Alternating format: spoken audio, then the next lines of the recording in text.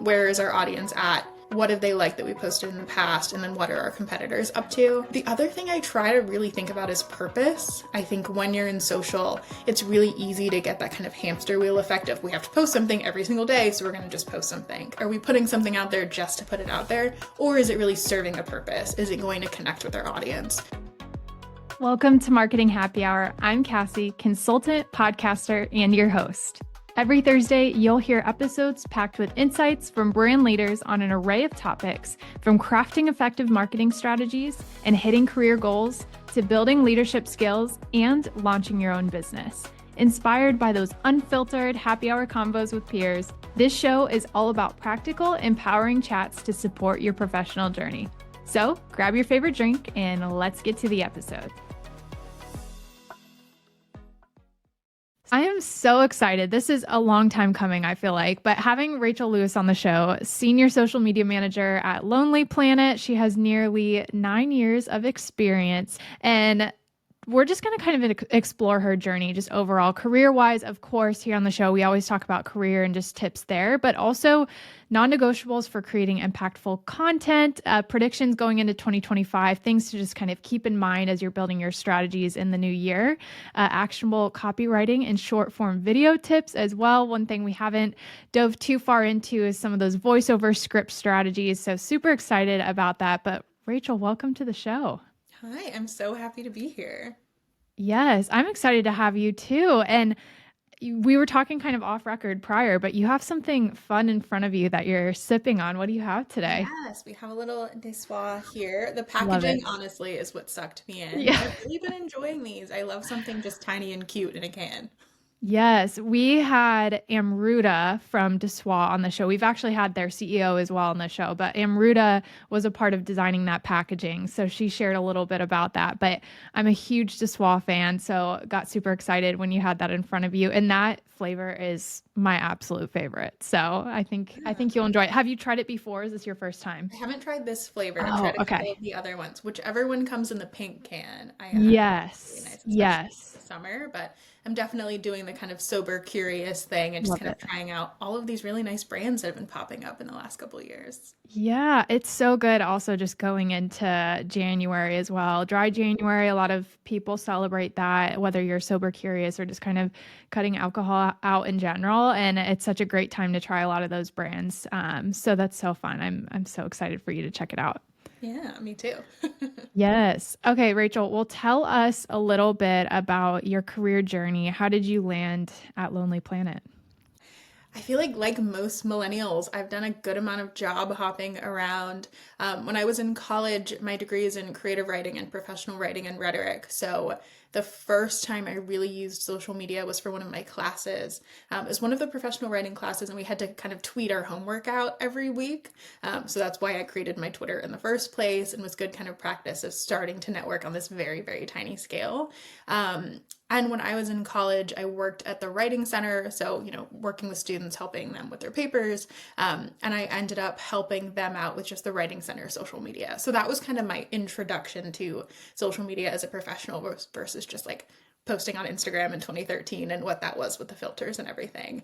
And I really liked it. I kind of came to see writing through those classes in a little bit bigger of a way. I got really used to collaborating with other people on papers. I took a grant writing class that was really interesting as far as getting feedback, again, in a more professional sense. And I realized that writing wasn't necessarily just sitting down and writing a paper. It could be something more creative. It could be something like a tweet. And I think that kind of kickstarted my larger career. So throughout my career, I've had solely editorial roles. I was one of the last senior editors for Bitch Media, which now is sadly closed. And for that, I was just fully editing all day, every day, as far as like digital pieces. I've also had social media roles that were full time, like my role in Lonely Planet. And I always tell people, when I'm interviewing or just talking to other people who are interested in social, writing is writing at this point, whether you're writing a really long Instagram caption or writing a voiceover script. And I just enjoy getting to write in a professional sense. I don't think I would have imagined this career for myself back when I was graduating in 2015, just with social becoming what it is. But it's an excellent space to be in. I think if you can handle the changing algorithms and more platforms popping out. But yeah, after college, I got my start as a freelance social media writer, freelance social media manager, and a writer. Places like Brit & Co., Refinery 29, just kind of doing the women's media space. And one of the very first freelance social media roles I had was for a candle brand that I had included in a roundup for a Brit & Co. article. And they were just kind of looking for someone to help out. And I really enjoyed that role. It was very interesting. It was my first time, kind of setting up flat lays and taking candles out into the grass and taking photos and getting more into the product photography. And Instagram was obviously very different at that point. From there, I had a couple of social media internships with really small magazines. I had one of those internships when Instagram stories were created. So I always like to tell people that, Instagram stories has not always been around. I remember my manager and I at that internship, hopping on a phone call and being like, what is this? What are we going to do with these Instagram stories? So things have obviously changed a lot in the last couple of years there. And my first full-time social media role was with Her Campus Media, which is sort of part magazine for college women, part agency for brands who are trying to get in front of that audience of college women. And that was really my first time really delving into social in full. I ran all of our social media channels. I also did all of our branded content for social. From there was promoted to senior editor, so managed a couple of our editors. And I learned a ton in that role. It was very fast paced. Social grew really quickly in those couple of years. I was also working in social when Facebook sort of transitioned from giving people traffic and being a space where people were engaging to what it is now. So kind of working with that drop off. I think that role was definitely my first time learning, like a lot of social media managers do, that you really can't put all of your eggs in one basket and rely on a single platform. From there, I joined the team at Bitch Media, where again, I edited all of our kind of digital content. I also wrote a series called Very Online, which was a column about internet culture. So that kind of pulled me back into the social media realm. I ended up writing a lot about TikTok as that sort of took off closer to 2019, 2020. And then after I was at Bitch Media, I worked at a startup for about 6 months called Expectful. And it was a meditation app for women. I think it was acquired by Babylist recently. And that was interesting because it was a startup. It was very quick. We were a very tiny team. So when I was at Expectful, I was doing everything from finding UGC for Instagram, starting to test out some stuff on Pinterest and TikTok, to just like testing out the app, working with engineers who were in different countries. It was very, very hands-on, definitely the most fast-paced role I've ever had. And what was interesting when I was working at the startup, and I'm sure lots of people who've worked at startups can attest to this, is we had very specific KPIs of like how many people are downloading this app from Instagram, how many people are actually engaging with it when we post on Pinterest. And then I ended up at Lonely Planet, which has been so much fun. It's this legacy brand. It's interesting coming into a space where we've been known for guidebooks for 50 years, but obviously people travel in different ways than I did 50 years ago. So it's been really awesome to be a part of conversations about how do we make travel interesting to Gen Z? How do we get Gen Z to think about a guidebook? We have a really large international audience. We have millions of followers. So it's been really fun and challenging to be a part of the conversations of how do we appeal to these like legacy followers who've been a part of the brand for ages. And I'll be traveling and someone will say, oh yeah, I used it when I was backpacking in Thailand 20 years ago. But also having these people who are like, I follow you on TikTok. Why should I buy your books? So it's a really fun brand to work with. Travel translates beautifully to social, of course. And there's so many great visuals there, but it's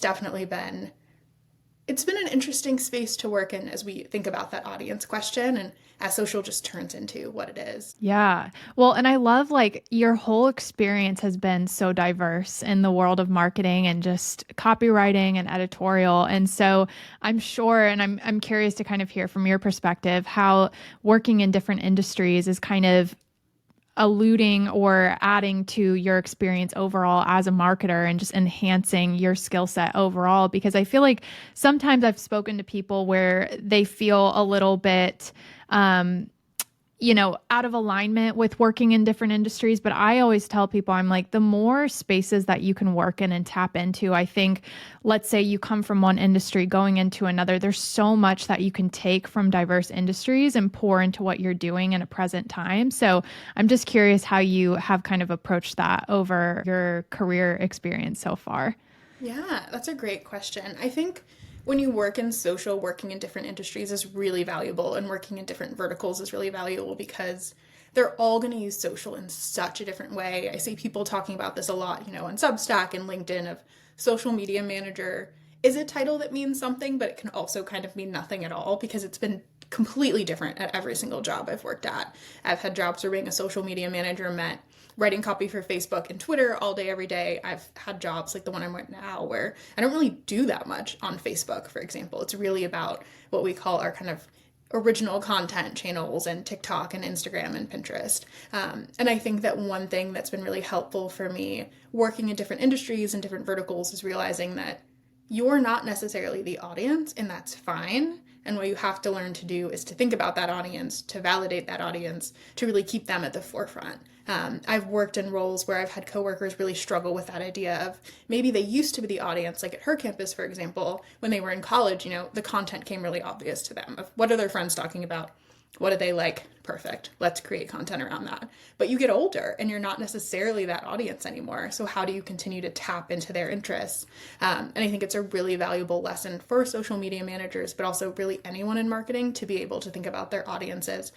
Yes, I should like the content, but me liking the content is actually not the most important thing. I think a lot of people who've worked in social have probably had that experience of making something they're really excited about and it flops and nobody's interested in it, but then you're learning from the content that is performing. So I think being able to be comfortable in that space is really valuable and can also just kind of extend your career as a social media manager of it's not just that I can create great content because I'm the audience and I'm really interested in it, but it's I can understand people who aren't necessarily me and what they're looking for when they're scrolling on their phone. So I think that flexibility can be really key in that awareness of audience as well. Yeah, I could not agree more. And I think too, we as marketers, especially within a brand, are so close to that topic and so close to that content. So to your point, expanding your perspective a little bit and really, even if it's just asking your consumer, hey, what are you looking for? What questions do you have? Or what do you need? Because a lot of times I feel like we can overlook some simple topics or themes just because we are so tied to that brand. So getting out there as much as possible and kind of expanding that vision around a topic, I think is super important. Yeah. Absolutely. And one thing on that too, I think is just remembering how people actually use social media. Yep. I think like you're saying it, when you're really close to the content, every post feels really important and really precious. And you're like, of course everyone's seeing this and engaging with it. And if they didn't like it, it's because they didn't like it. When in reality, so often is you're competing with tons and tons and tons of content. Did they just miss it? Did they not see it in the first place? I think something that can be really valuable is learning how to tweak content and repost content and just kind of challenge yourself a little bit more versus saying, well, that didn't do well, so we're never going to do it again. Really remembering there is someone on a phone who is scrolling, and that's what their experience is like. They're not Yeah. actually at the desk in Canva, in CapCut, panicking about every single thing that's going into a piece of content. Yes, there are a lot of variables to it. So, yeah, don't get discouraged. Try to learn from it as much as possible and then use those learnings moving forward to your point. That's such great feedback. So, I appreciate that.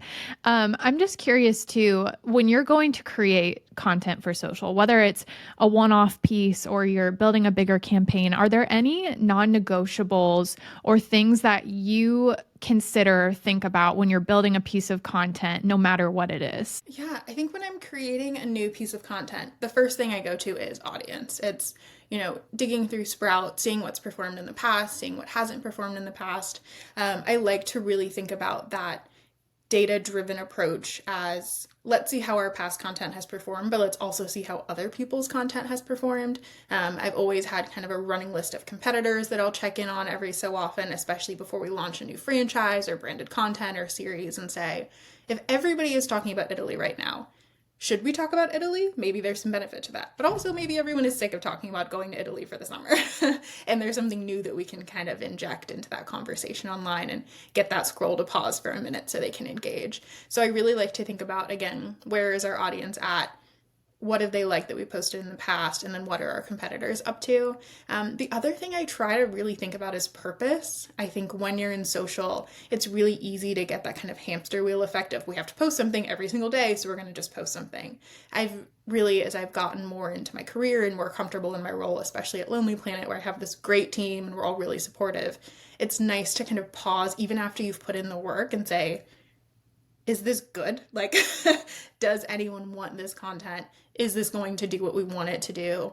Maybe I thought it was funny a week ago when we started working on it, and now it's just kind of meh. Like, are we putting something out there just to put it out there? Or is it really serving a purpose? Is it going to connect with our audience? Because we've always seen brands put something out there and maybe it flops a little bit. And even if it's not top of mind, it might shift how you think about the brand. And especially working on a brand like Lonely Planet that's so beloved, I want all of the content to reflect our larger goals and keep people inspired and energized about travel versus just saying, here's our 50th guide to where to go to Italy. So I really try to think about the purpose of, is it necessary? Is it going to connect with our audience? And then gut checks too, I think are always really top of mind for me. Luckily, we have a pretty big team where I can reach out to, the editorial team or the designers even and just say, how is this? Like, is there anything that's kind of standing out for you? Especially at Lonely Planet, since we're creating content for an international audience, there are times where we'll spend a lot of time on a guide to a country where maybe there's a hurricane, maybe there's some other tragedy that occurs. We want to be really aware of what's happening on a global scale, which can be hard to do when you're one person on a small social team. So yeah, I really just always try to think about when it comes to creating new social content, what is our audience interested in? Is this even good in the first place? And is there any way that this could kind of land the wrong way? Yeah, absolutely. And I know a lot of brands can resonate with this, but just having so much to potentially cover. I mean, travel is such a vast, exciting topic while also staying in line with launches. Like as you all are launching guides, like making sure you're properly promoting that. How are you kind of thinking about varying content in a way to keep things interesting and different on social while also ensuring you are promoting those things coming out and making sure you're pushing conversions forward, for example? What's that kind of experience that you're crafting looking like on social right now? Yeah, of course, that's something we talk about all the time. So myself and our amazing social media director, Deepa, we really think a lot when Deepa's putting together the calendar of, what are these kind of larger moments where we can think ahead of, holiday travel, summer travel, spring break, for example, people graduating, what can we kind of lock in advance? And luckily we do have the books calendar to kind of sustain us as well when we have these really awesome launches coming out. Maybe it does make sense to do a ton of content around Italy. When we have a new Italy guidebook coming out, we have the benefit of having these brilliant editors and contributors on the ground who can provide that first person touch that'll stop that scroll. So making sure we're not missing out on that as well. But I think within our calendar, we do a pretty good job of building in room for just interesting things that come up. I think in general, when it comes to building a calendar and planning social, it's obviously smart to plan in advance. I think right now we have our calendar fleshed out for like the next couple of months, but there's flexibility within there, being able to drag and drop and move things around so that nothing is getting stale. And so that, again, what seemed exciting 3 months ago might not seem so exciting when that actually comes up. And as we know too, the platforms are always changing themselves. When I was at Lonely Planet, I think it was last year, it might have been the year before, when Reels sort of took over on Instagram, that was definitely a time we had to kind of pause and pivot and say, okay, we were doing pretty much photo posts at that point. Reels came in, Instagram is saying, use Reels. You're going to get a lot of impressions on there. We had to kind of pivot and say, okay, do we do original video on Instagram? What does that look like? We have a video team with all of this excellent premium content. How is that going to translate to Instagram? So being able to pivot while also having that calendar built out, I think can be really helpful so that you do have room to get creative, but also not to get to the week and say, what are we posting this week? Yeah. And I just love this overall trend of some of the insights you've shared so far about paying attention to insights, looking at what consumers are saying, but also seeing just what's happening in a current time. Because I think, to your point, as a social media manager, content creator in general, just being able to be adaptable and flexible all the time and not being married to a plan that you set several months ago. I think just culturally it's important, but also to your point too, what's happening on these platforms? Like, is there a new activation that we need to do on social that's different than what we thought several months ago. Our carousel is a big deal now, et cetera. So there's so many different factors to it. So I think just always remaining adaptable is such a huge, huge, huge important strategy, no matter what you're developing. Absolutely. And I think when you've put a lot of time into something, it can be easy to be married to it. But Yeah. I think it's always important to remind yourself that it's not actually for you at the end of the day. It's for your Yes. audience, it's for the brand that you're working with. Exactly. Exactly. Could not agree more. Okay, so I'm very excited to talk about voiceover scripts. I'm so glad that you mentioned this just when we were chatting previously prior to this interview, because this is something we have not tapped on a whole lot, but it is something that is very relevant on social right now of just creating compelling and engaging voiceovers. So, do you have any tips around that? Are you always including a hook in your voiceover script? Kind of what is that looking like right now for you? So when it comes to writing voiceover scripts for social, I have the benefit of having this really excellent video team to lean on. I am not a video editor by any means, but when you work in social these days, you have to have some video skills, and I'm sure most of us are used to. And these days, especially with TikTok and Reels taking over, voiceover is a really excellent way of adding a personal touch to that and just making it a little bit more interesting than text going on screen, though that has its own place too. So when I'm writing scripts, the first thing I really think about is length. It's very easy to think that, oh, this is one page, it won't take that long. But something that I practice on my own is writing a script and reading it out loud a couple of times because you'll be surprised at just how long it takes to actually explain something in a page.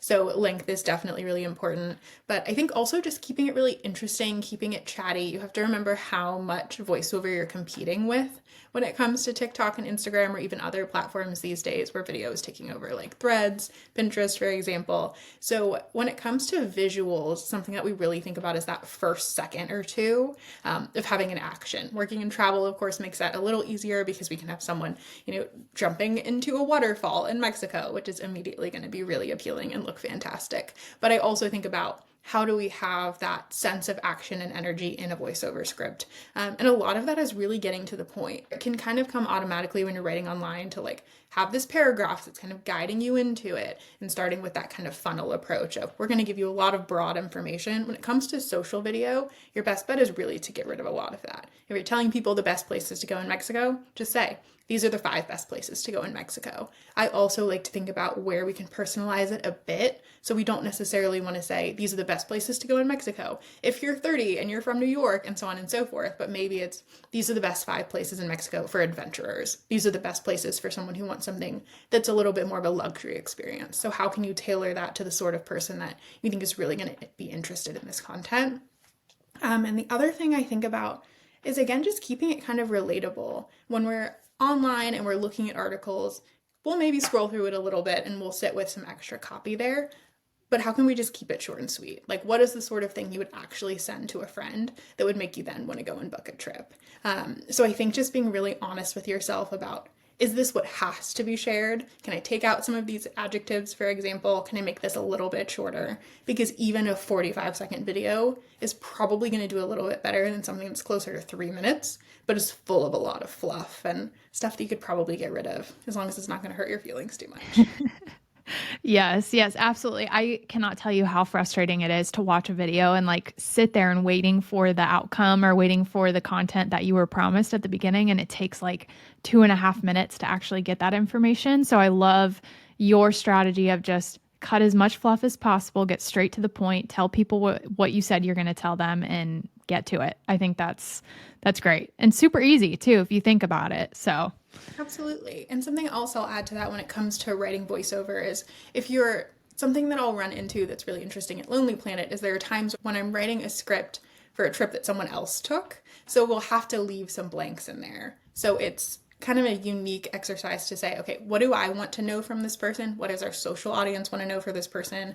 And also, how do I kind of build a skeleton for a script that I'm handing to someone who's a traveler or an expert local, but who doesn't necessarily work in social. So just kind of bridging all of that together, and saying, for example, these are this person's favorite places to go in Mexico. I want to know what they ate. I want to know what they drank. Did they go swimming somewhere? Did they jump into any waterfalls? So just kind of building the bones for that. And two, helping guide people in recording their own voiceover is something that I've done that's been really fun. So we'll normally tell people, if you don't have a full on studio or even a microphone, like most of us don't, go into a closet, hide under a blanket, speak into voice memo, and then send that to me. And it honestly turns out pretty well for the most part. Yeah, for sure. That's a great idea too.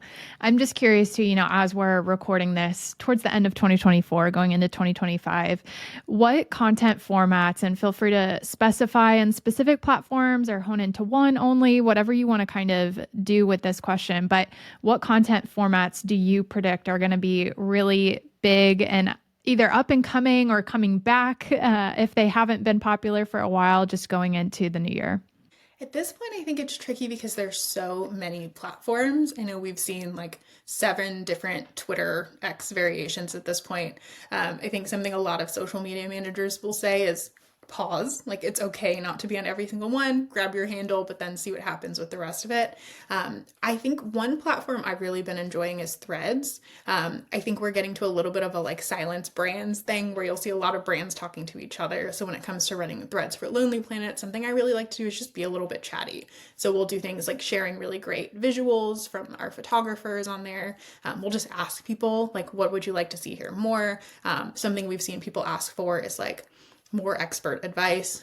So we've had our editors do a couple of takeovers on there that has been kind of a nice throwback to when Twitter used to be a place where people did that sort of thing of one of our editors did something about like being a tourist and why that's okay. And like there's a reason that some of these sites are as popular as they are. So infusing that personal touch on threads where you can, I think is really important. Pinterest, I think it's always going to be about the visuals there. We've also seen a lot more video taking over there, which I think is really interesting. Something else I'm really keeping my eye on is Pinterest doing collaborations with different brands. I think it was REI where they did something around like holiday shopping. And I thought that was a really interesting idea of why not work directly with Pinterest? I love Pinterest. It's so fun. On Instagram, I think that's where we're seeing the most variety. So I think when we think about utility content, when it comes to travel, carousels are always going to be helpful there. I think it's a great pairing of copy and inspiration as far as the photos go. I'm really interested in long form video over there. I think we're starting to see on YouTube Shorts, for example, and TikTok as well, like being able to get closer to like 10 minutes and longer. A lot of us, I think, going into 2025, and I'm seeing this from people my age, I'm seeing it from Gen Z and even younger, being like, how do I increase my attention span a little bit? So I think that those longer video lengths are going to be really interesting. And when it comes to verticals like travel, sometimes it's just nice to see a lot of really gorgeous stuff and imagine that you were the person actually taking this walking tour through Dublin. So I'll be curious to see what happens with long form video over there. But when it comes to personalities and like local experts and travelers, I think short form video is going to continue to really be what people are going for there. So just having a person on selfie video saying, I just got off this plane, look at this. That's always going to grab our attention, I think, just as human beings, and being able to really put ourselves in that person's shoes. And as far as TikTok, TikTok is still a bit of a mystery for me. Yep. I'm on it all the time, but I think on TikTok, I'll be curious to see if they continue leaning into the carousels. I think there's always an interesting space for vlogs, especially at the top of the year. I love a good vlogmas myself. That's how I find so many people that I want to follow and copy all of their travels around the world. But I think on TikTok, I kind of feel like they're going to throw something else at us. I don't know what it's going to be. I don't have any reason to be saying this or insider information, but I'll be curious to see how they kind of follow up on the explosion of TikTok Shop and if we're going to see more product or less product leading into the new year. Yeah, I think so too. I mean, if you think about where these platforms were a year ago, I mean, it's completely different than how it is now. So it's going to be very fascinating to look back at this episode and just in general and see what actually did happen in 2025, because it could literally be anything. I think it changes, feels like it changes like every single day. So I feel like we all have whiplash as social media managers, but it's also, it keeps things fresh and interesting at the same time. So I don't know. We'll see what happens. Absolutely. They'll keep us on our toes. Yes, For sure. Okay, so I want to kind of go back to copywriting too. Copywriting is such a powerful, powerful tool for social and just other platforms as well, digitally, of course. Do you have any kind of strategies that you recommend for copy for social specifically? Are you seeing longer captions work well, short as possible work well? What are you kind of seeing there, and how do you approach copywriting for posts? Yeah, when it comes to copywriting on social, again, I like to really put myself in the audience seat. So, for example, on Instagram, we've really been experimenting with just like short little titles on all of them. So, like saying Guide to Alaska, and then the information is above. Just thinking about like when they see the post and they're scrolling, they're only going to see a little bit. What do they actually have to know there? I think it can be sort of instinctual to say, well, I want to write a lot of this. Like, I have so much to say. How do I fit it in there? So, just kind of working on balancing what actually needs to appear in the carousel or in the closed captions on a video versus what can live in the caption itself. But then, too, maybe it's that you have a short caption in the post itself, but then you're expanding on it in an Instagram story. So, what is that actual journey like for the user? I also just like to do a lot of scrolling myself. I mean, I think the trickiest thing about social is we all just want someone to come in and say, okay, if you have a 15-word caption, everyone's going to love it. It's going to go viral. It's going to take off. But it depends so much on the content.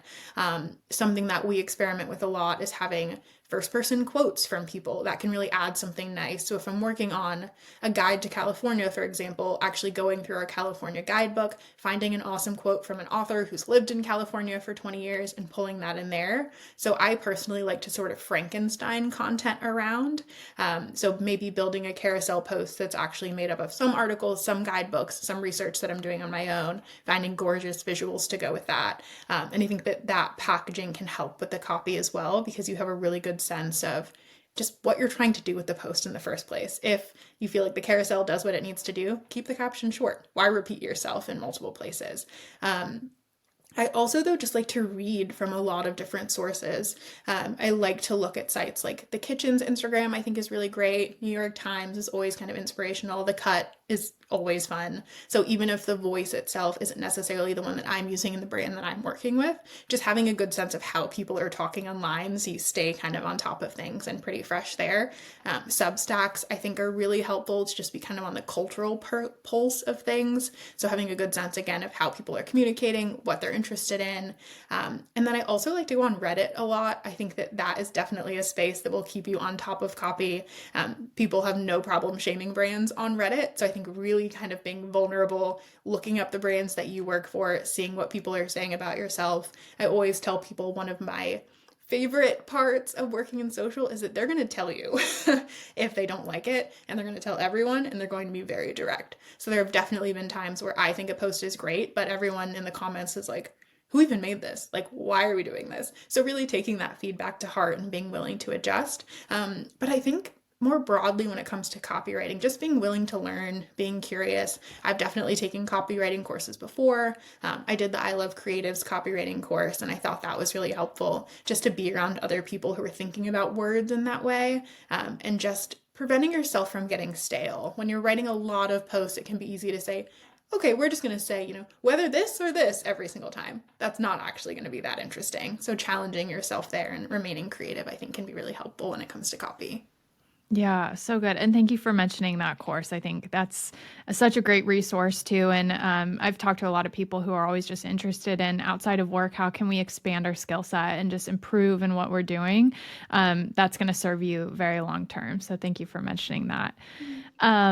Okay, so I have to ask you about remote work. So you've worked remotely your entire career. What strategies have you found to be most productive and just stay connected with your team, stay energized, even just being at home most of your week? Yes, very pro remote work. I've had times where I go into the office just to be around coworkers, and I think it has its place, but I think it's very dependent on your work style and your personality. And I just want to talk to everybody. I just want to walk around and drink coffee, and that's not nearly as productive as me being locked here in my office by the windows and just focused. Something that I really take to heart is blocking out my calendar. So when I'm building my to-do list week over week, that really looks like me going in Asana, looking at my tasks and what my supervisor has assigned me for the week, and then literally dropping those into my calendar so that everything is color coded and I can say, actually, can't have a meeting on Thursday because I have 4 hours blocked out for writing scripts or working on content ahead of winter week, for example. So I'm very strict with myself as far as my calendar and kind of use that as my guide to all things. And it's also a good check because when I realize I'm running out of space, I'm like, okay, we need to recalibrate here and look at our to-do list and see what's actually the most important and what can maybe wait until Q1, for example. I think my other main piece of advice when it comes to working remotely, though, is to find ways to make yourself be very present for your other coworkers. That is some good feedback that I'm proud of getting when it comes to review season, is that even though I'm not in the office, people do have a sense of who I am. They feel like they're hearing from me. So being the person who's willing to say, we haven't talked in a bit, like, can we just do a 20-minute coffee on Thursday? I think there can be some hesitancy to that when you work remotely because you're like, well, I'm all the way over here and am I bothering them? But in reality, like when you go to the office, people go get coffee and they go for walks and they have those chats. So building those in where you can and not making yourself feel weird about it. Like we're all adults, we should all be friendly and just have a good sense of even just working styles, what people have going on. There have definitely been times where I have those chats and I'm like, I did not even know you had all of this stuff going on, or I didn't even know you had an interest in learning about this, which can be really beneficial. And I think doing that across teams too, it doesn't just have to be an official business reason. I'll definitely have calls where I'm like, what is your job? What do you work on all day? What do your goals look like? And those have been some of my favorite chats to date. And then you feel a lot more comfortable with each other when it comes to, getting and receiving feedback or having a brainstorm about something.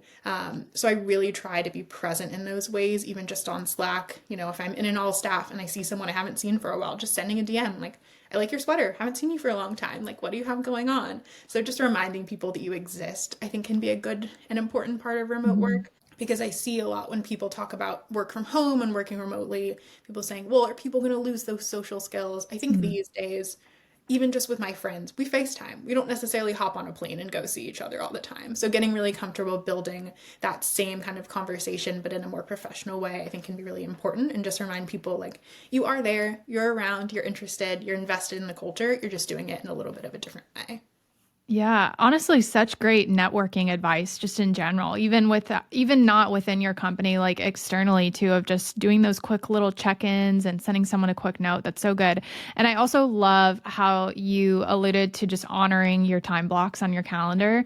I've definitely been guilty of this where I've had a deep work session on my calendar. I'm a big time blocker too, and I'll have a client ask me, "Hey, can you meet at X time?" And I say yes because I'm like, "Oh, I can just move this deep work session." But honoring that on your calendar and just making that work happen and treating that almost as a external meeting or whatever, and making sure you keep with that time that you book for yourself. I think that's so huge. Absolutely.